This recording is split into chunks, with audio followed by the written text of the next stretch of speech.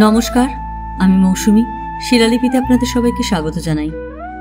শোনাচ্ছি সাহিত্যিক আশুতোষ মুখোপাধ্যায়ের আনন্দরূপ। গল্প পাঠ ভালো লাগলে শেষে একটা লাইক দিয়ে যেতে ভুলবেন না। এখনও যারা আমার চ্যানেলটা সাবস্ক্রাইব করেননি তাদের সকলের কাছে আমার অনুরোধ, প্লিজ আমার চ্যানেলটা সাবস্ক্রাইব করে নেবেন। পাশে যে বেল নোটিফিকেশনটা আছে সেটা অবশ্যই প্রেস করে দেবেন। আজ উপন্যাসের তৃতীয় পর্ব। সমুদ্র থেকে কিছু দূরে, অথচ সমুদ্রের মুখোমুখি বাঁধানো রাস্তার ওধারে ছবির মতো যে বাড়িগুলো দেখে স্ত্রীর চোখ জুড়িয়েছিল, আনন্দরূপ আমাদের তারই একটাতে এনে তুলবে ভাবতে পারিনি। আমার স্টেশন ওয়াগন ফিরে গেছে। যাবার দিন স্থির করে আগে থাকতে চিঠি লিখলে আবার এসে নিয়ে যাবার কথা। দুপুরে আনন্দরূপ কোথা থেকে একটা গাড়িও ধরে নিয়ে এসেছে দেখে কত দূরে বাড়ি ঠিক করল ভেবে শঙ্কিত হয়েছিলাম। জিজ্ঞাসা করতে শুধু বলেছিল, কাছে, চলুন। কিন্তু গাড়িতে 3 মিনিটও লাগবে না নতুন বাড়িতে উঠতে, জানব কি করে?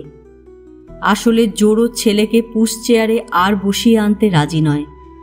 মনে মনে ওর বিবেচনার তারিফ করেছি, আর এটুকু থেকেই হৃদয় বোঝা গেছে।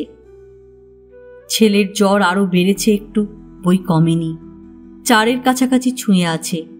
স্বামী স্ত্রী দুজনেই আমরা চিন্তাচ্ছন্ন ছিলাম। কিন্তু বাড়ির দরজায় গাড়ি দাঁড়াতে দুজনেই সাময়িকভাবে দুশ্চিন্তা ভুললাম। মেয়েরও খুশি ভরা মুখ। স্ত্রী বলে উঠল, সেই বাড়িগুলোর একটা দেখি।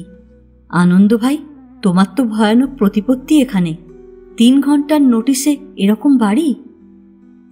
ভাই বলুক আর যত অন্তরঙ্গতাই দেখাক, ওই লোকের চোখ অন্যত্র। ছেলের শিয়রের কাছে বসে খানিক আগে সম্পর্কে স্ত্রীর সঙ্গে কিছু কথাবার্তা হয়েছে আমার। সেই বৃদ্ধা আর সঙ্গের মেয়েটির কথা বলেছি, আর রমণীর মুখের দিকে না তাকানোর কথাও বলেছি। ওই শেষেরটুকু স্ত্রী নিজেও এরই মধ্যে লক্ষ্য করেছে। প্রশংসায় কান না দিয়ে আনন্দরূপ গম্ভীর মুখে আমাকে বলল, কথাবার্তার আগে ছেলেকে সাবধানে নিয়ে গিয়ে শুইয়ে দেওয়া দরকার। আমি সঙ্গের লোক দুটোর একজনকে ইশারা করতেই আনন্দ আবার বাধা দিল। ওদের দরকার নেই, আপনি গাড়ি থেকে নামান, আমি ঘরে নিয়ে যাচ্ছি। কে বলবে এই মানুষের সঙ্গে আজ সকালেও আলাপ পর্যন্ত ছিল না? আমার স্ত্রী স্বভাবত সুরসিকা নয়, কিন্তু ব্যক্তি বিশেষে, এমনকি অসময়েও গম্ভীর মুখে সে যে একটা কৌতুকের ব্যাপার করতে পারে জানা ছিল না। দিব্যি বলে বসল, তাহলে তুমিই নামাও। 2 বার করে হাত বদল করতে গেলে ওর কষ্ট হবে। ছেলেটি তার মায়ের কোলে বসে। আমি আবার সশঙ্কে আনন্দরূপের দিকে তাকালাম। মুহূর্তের দ্বিধা কাটিয়ে পিছনের দরজার ভিতরে ঝুঁকে 2 হাত বাড়ালো। তারপর অত বড় ছেলেকে বাইরে এনে অনায়াসে পাঁজাকোলা করে হন হন করে আগে আগে বাড়ির দিকে চলল। গাড়ি থেকে নামতে নামতে স্ত্রী নীরবে শুধু আমার দিকে তাকালো একবার। আমি তার আচরণে প্রীত বটে, কিন্তু মাত্র একদিনের যোগাযোগে যেমন তড়িঘড়ি ওই লোককে আপনার করে নেবার আগ্রহ তার, ও লোক আবার বিগড়ে না যায়। 2খানা বেশ সাজানো গোছানো ঘর। সামনের বারান্দায় শৌখিন চেয়ার টেবিল পাতা। এখানে বসলেই সামনে সমুদ্র, দুপাশে ছোট একটু করে বাগানের মতো, মাঝখানে সিঁড়ির মুখ পর্যন্ত রাস্তা। 2 ঘরেই 2খানা করে গদির খাট, জামা কাপড় রাখার হাল ফ্যাশনের আলনা। একটা ঘরেই বড় আয়না বসানো সুন্দর ড্রেসিং টেবিল। অন্য ঘরে পরিষ্কার একটা মিড সেফও আছে। 2টো ঘরেই অ্যাটাচড বাথ, সেগুলো ঝকঝকে পরিষ্কার। ঘরে ইলেকট্রিক আলো, পাখা। যেখানে ছিলাম তার তুলনায় স্বর্গ। দেখলে মনে হবে না 10 মিনিট আগেও এ বাড়ি তালাবন্ধ ছিল। আনন্দরূপ ছেলেকে এনে সামনের ঘরের খাটে শুইয়ে দিয়েছে। ছেলের গলা পর্যন্ত চাদরে ঢেকে দিয়েছে। যে কয়েক মিনিট আমরা ঘর দেখতে ব্যস্ত, সে ছেলের পাশে দাঁড়িয়ে। আমরা ঘরে ঢুকতেই বলল, জ্বরটা নামল না, আমি একবার ডাক্তারকে খবর দিয়ে আসি। বললাম, ভেবো না, বসো। ছেলের দিকে আঙুল তুলে জিজ্ঞাসা করলাম, কেমন দেখছো ওকে? জবাব দিল, মুখ দেখলে অত জ্বর বোঝা যায় না। বললাম, আর একবারও টানা 6-7 দিন ধুম জ্বরে ভুগেছিল, কিন্তু মুখ দেখে কারো বোঝবার উপায় নেই যে অত জ্বর বা 6-7 দিন জল ছাড়া আর কিছুই খায়নি। যে দেখে বা শোনে সেই অবাক হয়। যে ওষুধ দেওয়া হয়েছে আমি জানি 4-5 ডোজ না পড়া পর্যন্ত জ্বর নামবে বলে মনে হয় না। ছেলে ঘাড় বেঁকিয়ে আমার কথা শুনছে। আগেরটুকু প্রশংসা ধরে নেবার ফলে ঠোঁটের পাকে সামান্য হাসির রেখা ফুটে উঠেছে। হালকা সুরে ওকে বললাম, আবার হাসি হচ্ছে? হ্যাঁ, দেখো এই কাকা কেমন সুন্দর জায়গায় নিয়ে এলেন আমাদের। একে কি কাকা বলবি বলতো? আনন্দ কাকা? ছেলে শোয়া অবস্থাতেই মাথা নাড়ল, ঠোঁটে দুষ্টু দুষ্টু হাসি। বলল, সাধু কাকা।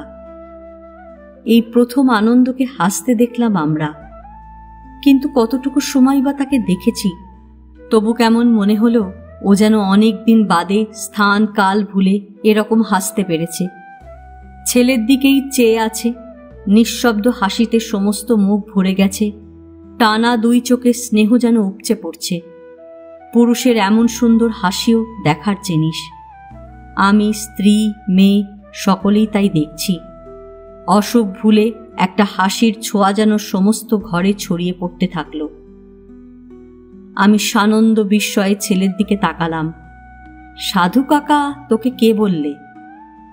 লজ্জা লজ্জা মুখেও জবাব দিল, হরিদা যে দুপুরে বলেছিল খুব ভালো সাধু, ওকে বলে তোমার অসুখ ভালো করে দেবে।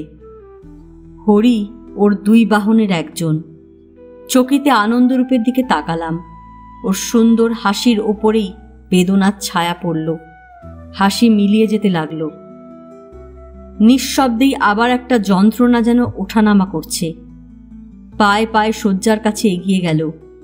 ওর গায়ে পিঠে হাত বুলিয়ে দিতে দিতে বিড়বিড় করে বলল, আমি কিছুই পারি না বাবা। ছেলেটা তার মুখের দিকে চেয়ে কেমন যেন হকচকিয়ে গেল। ঘড়ি দেখলাম 4টে বেজে গেছে। কে জানে কেন হঠাৎ স্ত্রীকে ব্যস্ত হয়ে বললাম, আনন্দকে একটু চাটা দাও কিছু। আনন্দরূপ সঙ্গে সঙ্গে উঠে দাঁড়ালো। চায়ের দরকার নেই, আমি এখন আসি, সন্ধ্যার পর খবর নিয়ে যাব। ব্যস্ত হয়ে উঠলাম। দাঁড়াও দাঁড়াও, কার বাড়ি ঠিক করলে আগাম টাকা দিতে হবে কিনা কিছুই তো বললে না। সোজাসুজি তাকালো। এই চাউনি আদৌ প্রসন্ন মনে হলো না। গলার স্বরও আগের মতোই গম্ভীর। আপনার অবস্থা তো এমন নয় যে খরচ করতে পারেন না। এই ছেলে নিয়ে ওরকম একটা ঘরে গিয়ে উঠেছিলেন কি করে? স্পষ্ট অনুযোগ শুনেও কৌতুকী বোধ করছি। আমার অবস্থা অমন নয় তুমি জেনে ফেললে কি করে? জবাব দেবার দরকার বোধ করল না। হেসেই বললাম, ওই রকম ঘর জুটবে আগে থাকতে জানবো কি করে? তা বলে এমনটাও আশা করিনি। যাক, কি দিতে হবে বলো? টাকা দিতে হবে না, এ বাড়ি আমার জিম্মাতেই ছিল। সে কি? এবারে আমার আপত্তির পালা। এবারের মালিক তুমি নাকি? না। মালিক কোথায়? দিন কয়েকের জন্য মাদ্রাজ গেছেন, শিগগিরই আসবেন। এলে আমাদের উঠে যেতে হবে। না, তার অন্য বাড়ি আছে। কিন্তু এসব নিয়ে আপনি এত ভাবছেন কেন? আমি স্পষ্ট আপত্তির সুরে বললাম, ভাবছি এই জন্যে যে তোমার কথা আলাদা, কিন্তু আর কারোর কাছে আমাকে তুমি ঋণী করো না। একটু চুপ করে থেকে আনন্দ বলল, তিনি মাদ্রাজ থেকে ফিরলে কথাবার্তা বলে ঠিক করে নেওয়া যাবে। খুশি হয়ে বললাম, বেশ, কিন্তু 1 পেয়ালা চাও হবে না? আমাদের এখানে খেতে তোমার বাধা আছে কিছু? আন্তরিকতার আবেদন একটু আছেই, তবু বিরক্তির সুরেই জবাব দিল, বলেছি তো আমি সাধু সন্ন্যাসী কিছু নই, বাধা আবার থাকবে কি? তুমি বললেই তো হবে না। পাল্টা গাম্ভীর্যে বশ করার চেষ্টা। আমার ছেলে বলেছে তুমি সাধু কাকা। চাটা আনবে কি আনবে না বলো, আমার সত্যি খিদে পেয়েছে। আনতে বলুন। যিনি আনবেন অর্থাৎ আমার স্ত্রী 2 হাতের মধ্যে দাঁড়িয়ে, অথচ লোকটা আর উপস্থিত সম্পর্কেও নিরাসক্ত। স্ত্রীর দিকে ফিরে বললাম, শুনছ, আনতে বলেছে। ভুরু কুঁচকে একবার আনন্দর দিকে তাকিয়ে খুশি মুখেই স্ত্রী ও ঘরে চলে গেল। অসুস্থ ছেলের জন্য এরকম একটা বাড়ি পেয়েই স্বস্তি বোধ করছে না, শুধু বিদেশে এহেন লোককে সহায় পেয়েও তার দুর্ভাবনা কমেছে। তাছাড়া ছেলের যখন তখন শরীর বিগড়ানো দেখেও সে অনেকটা অভ্যস্ত এই কবছরে। হরি ওরা চায়ের জল চড়িয়ে দিয়েছিল বোধহয়। মিনিট 8-10-এর মধ্যেই ও ঘরে আমাদের ডাক পড়ল। টেবিলে দুটো ডিশে খাবার দেওয়া হয়েছে। একটা ডিশে ডবল খাবার, সেটা যে আনন্দর জানা কথাই, কারণ বেলায় খাবার ফলে আমার যে সত্যি খুব খিদে পেতে পারে না সেটুকু বোঝার বুদ্ধি রমা মানে আমার স্ত্রীর আছে। চেয়ারে বসিয়ে আনন্দরূপ ঘোষণা করল, এত খেতে পারবো না, কমাতে বলুন। রমা তখনও সামনেই দাঁড়িয়ে, আনন্দরূপের চোখ তার উল্টো দিকে। গম্ভীর মুখে রমাও আমাকে বলল, যা পড়ে থাকে থাকবে, তুমি আরম্ভ করতে বলো। আমি হেসে ফেললাম, কিন্তু আনন্দের গম্ভীর মুখে একটা হালকা রেখা পড়তেও দেখলাম না। রমা চলে গেল আর 2 মিনিটের মধ্যে ফিরে এসে চায়ের পট টেবিলে রাখল। আগে ঢাললে জুড়িয়ে যাবে। সামনের দিকে অর্থাৎ কারো দিকে না তাকিয়েই বলল, অভয় পেলে ছেলের সাধু কাকাকে একটা কথা জিজ্ঞাসা করতাম। ছেলেটা জ্বরে পড়ে যেতে সমস্ত দিন মন মেজাজ খারাপ ছিল, ফলে এই সরস পরিবেশটুকু ভালো লাগছে, কিন্তু হাসতে সাহস করলাম না। খাবার ডিশের দিকে হাত বাড়িয়ে আনন্দ এবার প্রত্যক্ষ অনুমোদন জানালো, বলুন। স্ত্রীর মুখখানাও দেখলাম ছদ্ম গাম্ভীর্যে ভরাট। তুমি ছেড়ে সবিনয় হঠাৎ আপনি করে বলল, জিজ্ঞাসা করল, আপনার বয়স কত? খাবারের দিকে চোখ রেখেই আনন্দরূপ সামান্য ভুরু কোঁচকাল, অর্থাৎ তুমি ছেড়ে আপনি করে বলাটা লক্ষ্য করেছে এবং পছন্দ হয়নি। জবাব দিল, 41। স্ত্রী তো বটেই, আমিও অবাক একটু। স্ত্রী বিস্ময় চাপতে পারল না। ও মা, আমি তো ভেবেছিলাম 27-28। বিনা মন্তব্যে আনন্দরূপ খাবার মুখে তুলেছে। মুখ গম্ভীর করে রমা আবার বলল, তাহলেও ছেলের সাধু কাকার থেকে আমি 8 বছরের বড়। 49-এর ধাক্কা চলেছে। চাক, আমার জানতে ইচ্ছে করছে, ঘেন্নায় অত বড় বৌদির দিক থেকেও মুখ ফিরিয়ে থেকে অপমান করতে হবে, এরকম মন্ত্র সাধু কাকার কানে কে দিলেন? মনে মনে আমি রমাকে একটু তারিফ না করে পারলাম না। প্রতিক্রিয়া লক্ষ্য করছি, আনন্দরূপের খাবার চিবোনো বন্ধ হয়ে গেছে। ওর মুখে বেদনার ছায়া পড়ছে। আস্তে আস্তে মুখ ফেরালো, শান্ত গম্ভীর 2 চোখ রমার মুখের উপর রাখল। আপনার নয় বৌদি, ঘেন্না আর অপমান আমি নিজেকে করি। আমি অপ্রস্তুত। রমাও হকচকিয়ে গেল কেমন। মৃদু গম্ভীর গলার স্বরে যে বেদনা ঝরল সে শুধু অনুভবের বস্তু। সামাল দেবার জন্য রমা বলে উঠল, তুমি নিজের সম্পর্কে যত খুশি ভুল করোগে যাও, আমার দিকে না তাকালে আমি তাই ভাবব। আনন্দর পক্ষ নিয়ে আমি বললাম, তোমার কি তাকানোর মতো মূর্তি একখানা? বেশ। ঠাট্টায় কান না দিয়ে ও আন্তরিক সুরে আনন্দকে বলল, ছেলেটার শরীর সুস্থ নয় আঁচ করেই আজই ওই বিবেকানন্দ শিলায় ঠেলে নিয়ে গেল, আর ছেলেটা জ্বরে পড়ল বলে তোমার দাদার ওপর আমি রেগে গেছিলাম। কিন্তু তারপর মনে হয়েছে ভগবান যা করেন ভালোর জন্যই করেন। ছেলের জ্বর ঘরে বসেও হতে পারত। সমুদ্রের পাহাড়ে না গেলে তোমাকে এভাবে পেতাম না। ওই বারোয়ারি ঘর ছেড়ে হয়তো কন্যাকুমারী থেকেই আগে পালাতে হতো আমাদের। বসো, ছেলেটাকে একবার দেখে আসি। মনের মতো কাউকে পেলে স্ত্রীটি যে বেশ গুছিয়ে কথা কইতে পারে, এও প্রায় এক নতুন অভিজ্ঞতা আমার। আনন্দরূপ নিবিষ্ট গাম্ভীর্যে খেয়ে উঠেছে। মনে হলো ও কিছু ভাবছে। একটু বাদে ফিরে এসে রমা হাসি মুখে এবার আমার উদ্দেশ্যে বলল, আচ্ছা, আজ সকালে তো মাত্র আনন্দকে প্রথম দেখলাম, এরই মধ্যে ওকে এত আপনারজন মনে হয় কেন? জবাব দিলাম, চেহারাখানার জন্য। স্ত্রী হেসে উঠল প্রথম, তারপর হেসে বলল, তা সত্যি, দেখলে চোখ ফেরাতে ইচ্ছে করে না। আশ্চর্য, খুশি হওয়া দূরে থাক, আবারও একটা বেদনার ছায়া স্পষ্ট দেখলাম ওর মুখে। আমি লেখক, মানুষটার সম্পর্কে আমার কৌতূহল উত্তরোত্তর বাড়ছে। প্রসঙ্গ বদলে জিজ্ঞাসা করলাম, তুমি কতদিন এখানে আছো আনন্দ?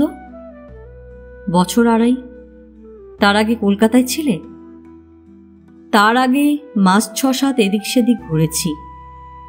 এদিক সেদিক বলতে পাহাড় জঙ্গলে?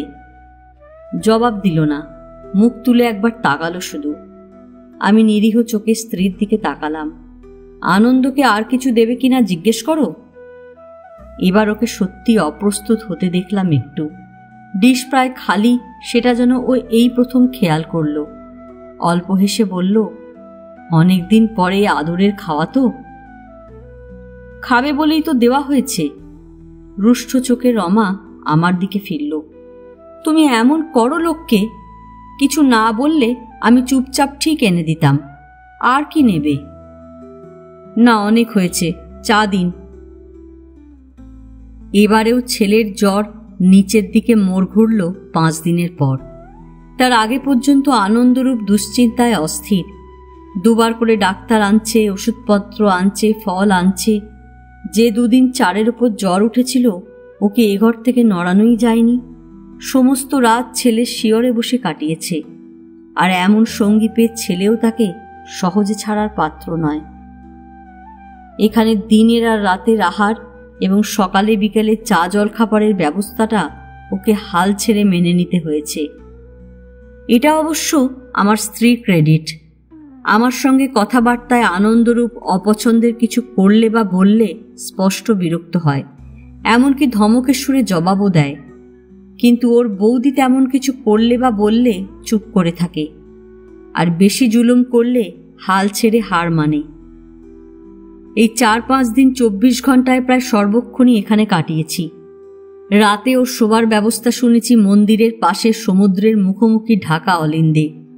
স্ত্রী বহুবার বলা সত্ত্বেও এখানে থাকার কথায় কান পাতেনি। কিন্তু জ্বরটা নামতে না দিয়ে রাতে যাবার ব্যাপারে কদিন বাদ সেধেছে ওই ছেলেই। অত জ্বরের মধ্যেও তার স্পষ্ট কথা, সাধু কাকা তুমি যাবে না।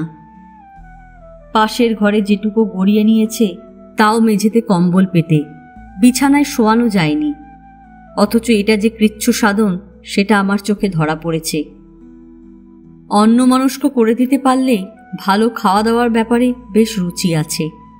অর্থাৎ আমি নিঃসংশয় ভালো খেয়ে আর ভালো থেকেই এই মানুষ অভ্যস্ত।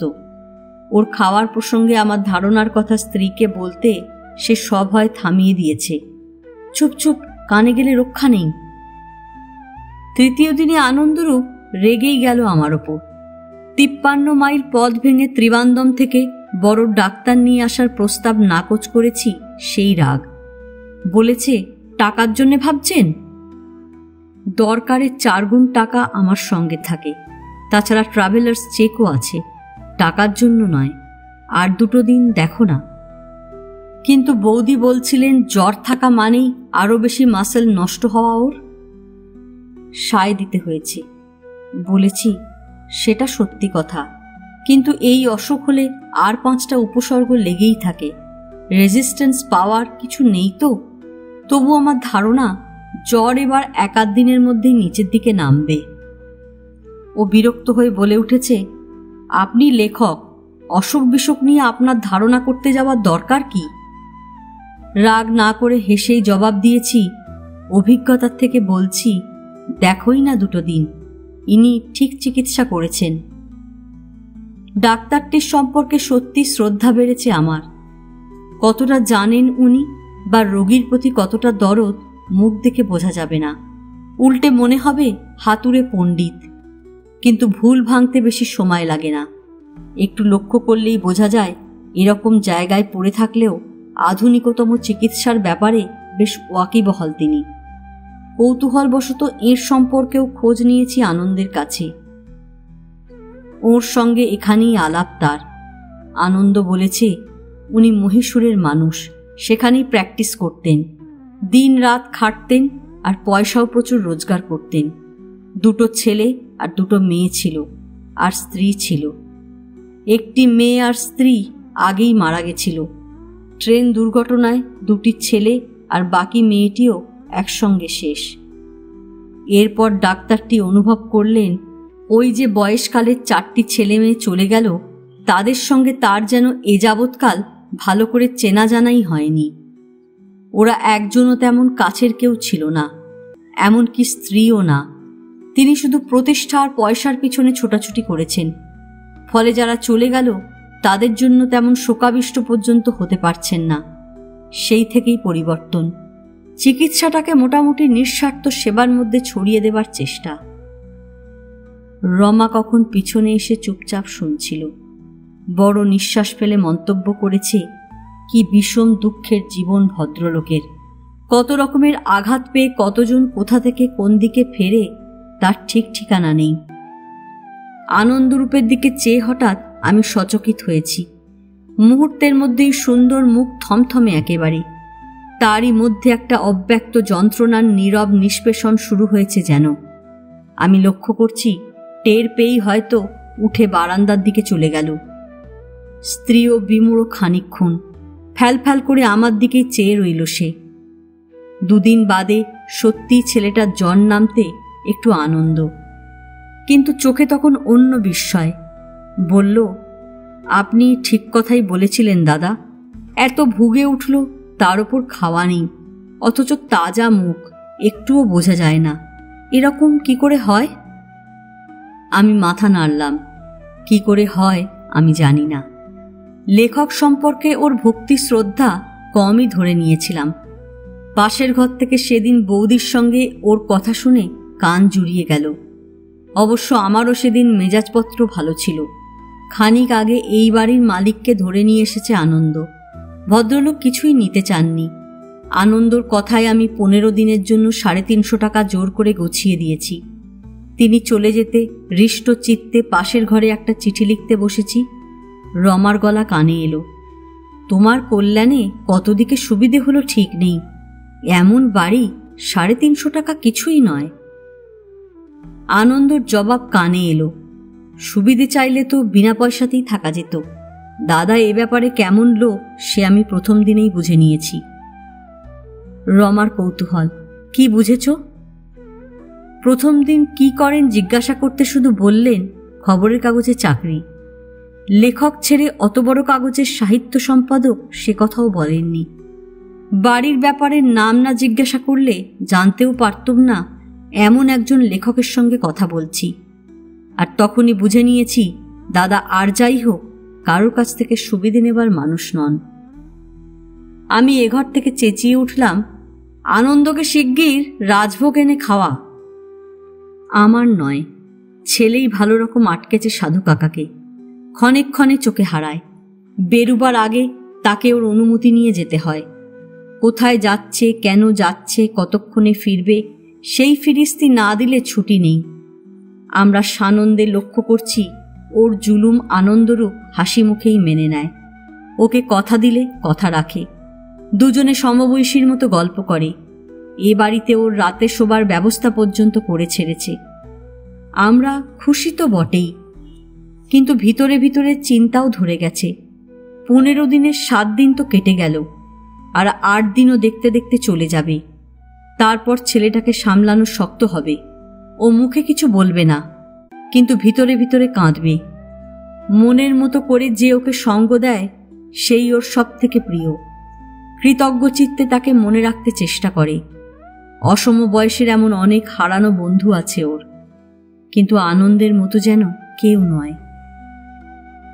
বিকেল তখন 4:30 হবে। ছেলেকে সমুদ্রের দিকের বারান্দায় এনে বসানো হয়েছে। ওর দ্বিতীয় বাহন জগুয়ার সঙ্গে মেয়ে সমুদ্রের দিকে বেড়াতে গেছে। রমা ছেলের কাছে এসে বসলে আমরাও একটু ঘুরে আসব। ছেলেকে কথা দেওয়া হয়েছে আর 2 দিন বাদে সেও সমুদ্রের ধারে যাবে।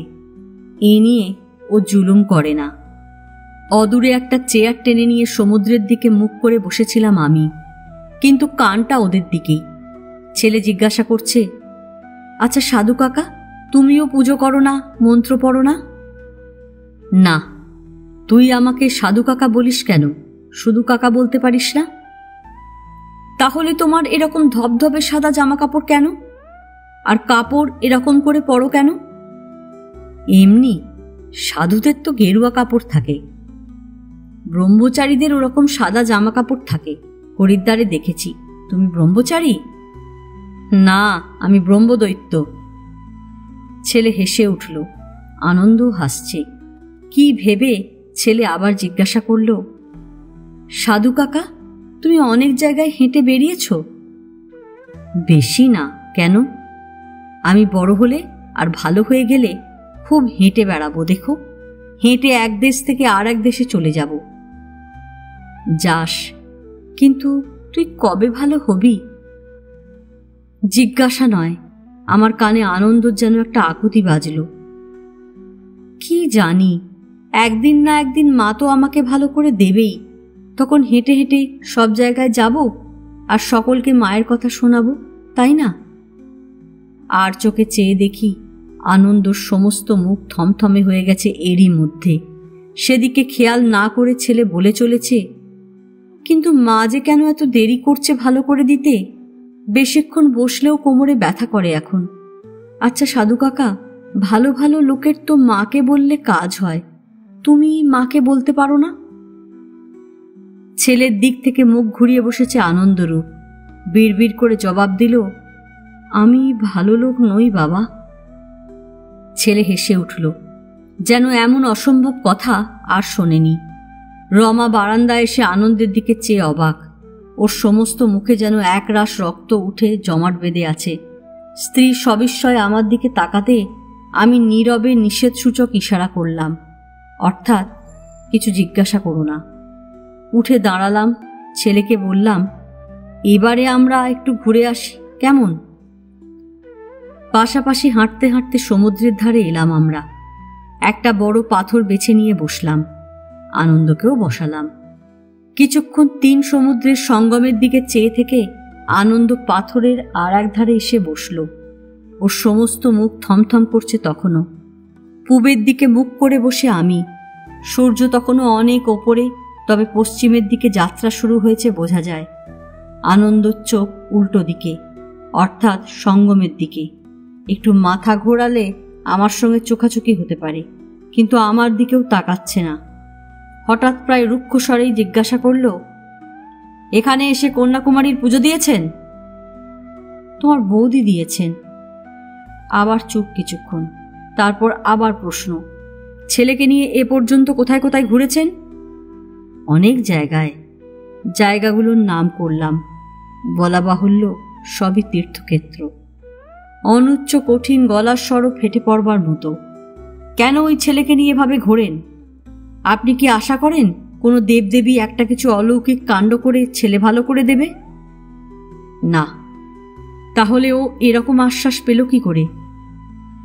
জবাব দিলাম, ওর মা বলে থাকবে। কেন, তুমি কি মনে করো এর থেকে চরম সত্যটাই ওর জেনে রাখা ভালো ছিল? না না না। এত বাতাসেও হঠাৎ দম বন্ধ হবার উপক্রম যেন। একটু ঠান্ডা হয়ে জিজ্ঞাসা করল, আমি আপনার আর বৌদির কথা জিজ্ঞাসা করছি কারণ আপনারা আমার অনেক ক্ষতি করেছেন। ঘুমের মধ্যে ছেলেটার মুখ দেখি। আপনারা কোন আশায় এমন রুগ্ন ছেলে নিয়ে দূর দূরান্তের দেবদেবীর স্থানে ঘুরে বেড়াচ্ছেন? সোজা ওর মুখের দিকে খানিক চেয়ে থেকে বললাম, আচ্ছা, আগে আমার একটা কথার জবাব দিও। তোমরা তো কেউ না, পরিচয়ও জানতে না। আমাদের দেখেও তুমি সরে গেলে না কেন? যেতে পারলে না কেন? বিরক্তির সুরে জবাব দিল, আপনাদের দেখে নয়, ওই ছেলেকে দেখে। ও আমাকে অদ্ভুতভাবে টানলো বলে। বললাম, ঠিক এই আশাটুকু নিয়েই আমরা বেরোই। সঠিক বুঝতে পারল না, চেয়ে রইল।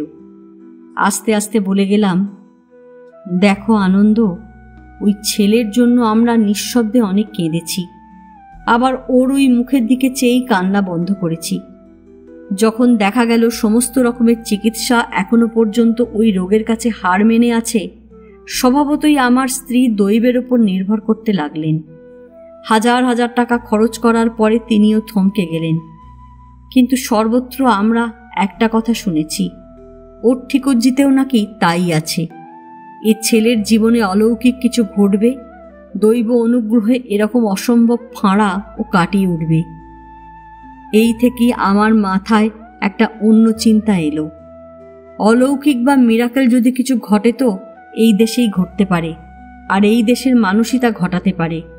কিন্তু যারা দৈব নিয়ে ব্যবসা করছে, যারা দৈব শক্তির ঢাক পিটিয়ে বেড়াচ্ছে, তাদের কারো দ্বারা কিছু হবে না। ওকে দেখে কত লোকের সহজে মায়া পড়ে, অনেকবারে সে অজানা অচেনা মহাপুরুষের চোখেও পড়ে যায়। ওকে দেখে যদি তার মায়া পড়ে, আমি হয়তো জানতেও পারবো না কে কি করে গেলেন, অথচ হয়তো দেখব ছেলে আস্তে আস্তে সুস্থ হয়ে উঠছে। আমি কাউকে এ কথা বলি না, কারণ এ শুনলেও লোকে আমাকে পাগল ভাববে। দুজনের কারোর মুখে একটা কথাও নেই আর। সামনে সমুদ্র অবিশ্রান্ত মাথা খুঁড়ছে, শাঁসা বাতাসে আনন্দর গায়ের চাদর উঠছে, আমার জামা চুর উঠছে। অনেকক্ষণ বাদে একসময় সচকিত হয়ে দূরে পশ্চিমের আকাশের দিকে তাকালাম। লালচে সূর্যটা সমুদ্রের ৩-৪ হাত মাত্র ওপরে মনে হলো। আকাশ আর সমুদ্র একসঙ্গে যেন রং বদলের খেলায় মেতে উঠেছে।